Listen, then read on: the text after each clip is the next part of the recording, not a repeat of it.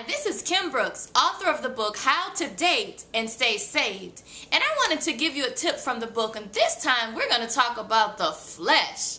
Yes, the flesh. Now, as I mentioned in the book, the flesh is a beast. The flesh doesn't care who it hurts. The flesh just wants what it wants, when it wants it. The flesh gotta have it. The flesh doesn't care if the other person is single, if the other person is married. The flesh doesn't care. The flesh gotta have it. The flesh is a beast. But the key in all of this is to tame the beast known as the flesh. But the good thing is, everybody say good news. I heard you. The good thing is, the flesh is tameable.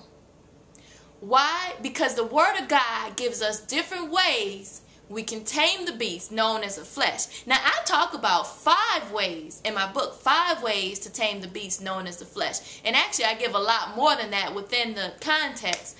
Basically, because the flesh is a beast, we as believers, as Christians, we are spirits who have a physical body. We are spirit beings. We have a physical body. Now, when we go after the flesh and when we're led by the flesh, that means we're putting the physical above the spirit. So the key to tame that thing known as the flesh is to keep the flesh under subjection, crucify the flesh like the word talks about, and keep the flesh under and be led by the spirit. So one of the ways I talk about in the book is how to tame the beast known as the flesh is to walk in the spirit. Galatians 5:16 talks about walk in the spirit that you may not fulfill the lust of the flesh. There's a popular saying, starve your doubt and feed your faith. Well, I want to introduce another saying, starve the flesh and feed your spirit. Because the way we keep the flesh under subjection, because temptations are going to come. The flesh is going to want what it wants. The flesh is going to want it. The flesh is going to see a fine man, be like, oh, Jesus, keep me saved, keep me saved, keep me holy. But you know what? The more we feed our spirit and starve that flesh and kill that flesh and crucify it every day, the more we can walk in the spirit. So that when temptation comes, because it's going to come. Now, you ain't, unless you're living on an island somewhere, temptation is going to come. So when it comes, you will respond in the spirit and not by the flesh. And one of the ways we starve the flesh is that we feed the spirit. Every day, our flesh is getting fed. That beast is getting fed. That beast is growing. Every day, if we don't even watch it, if we don't watch what we hear and listen to and see on a consistent basis, that beast is going to grow into a monster or abominable something. Remember that? So every day, I mean, we wake up. I mean, you got billboards. You got people walking down the streets. We ain't got no clothes on hardly. You got people even coming up in church with all this stuff out. The flesh is going to be fed. Even these commercials. And don't turn on the TV and watch one of these shows. I'm not going to name none of them, but you know what I'm talking about. The flesh is going to be fed every day, regardless.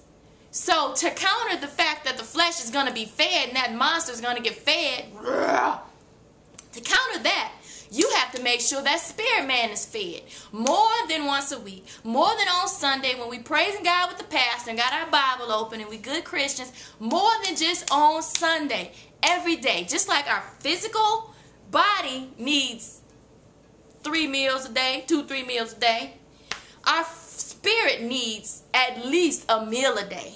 And I'm talking about I'm talking about the first part of the day. You know, they talk about the scriptures, that commercial talking about Wheaties. Hey, make sure you got to have your Wheaties and you have your strength. Well, the word is like the Wheaties. You got to get the word every day so you can continue to feed the spirit so that when temptation comes, you know how to counter that thing because you in the spirit and you're not in the flesh. I mean, come on now. Y'all know what I'm talking about. Think about the times when you haven't prayed as much. You know, let's say, okay, let's take this for example. Let's give an example. Someone that hasn't prayed as much, they used to pray every day. Let's say they miss a few days of prayer. And then let's say they decide to go check out a movie. It's like a romantic comedy and people all hugged up, kissing, all that stuff. And then let's say they decide to flip the radio station and leave it on a secular channel. So they listen to R. Kelly and all this stuff. And then let's say the ex-boyfriend calls out the blue and he want to come over. Well, let's say this person said, well, maybe I can lead him to the Lord. So then he comes over, and next thing you know, instead of having Bible study, y'all studying each other's anatomy. And you want to know why that is? Because you were off guard. Your spirit wasn't being fed. Your flesh was being fed. You gave an opportunity for the devil by allowing him to come over. And I don't care how single, saved, sanctified you are. The flesh is a beast. The flesh is weak. Even the word says in Matthew that the spirit is willing, but the flesh is weak. So you let the flesh have its way. So, with that said, you can counter that by feeding your spirit man. Reading the word of God every day. Praying to God. All that feeds your spirit. So that's been a tip from my book, How to Date and Stay Saved. And feel free to check it out on my website, kimontheweb.com, for more information about that. Some free excerpts. Sign up for my mailing list and my daily devotional for single women. And I pray you were blessed by it and look forward to more forthcoming. Okay. God bless you.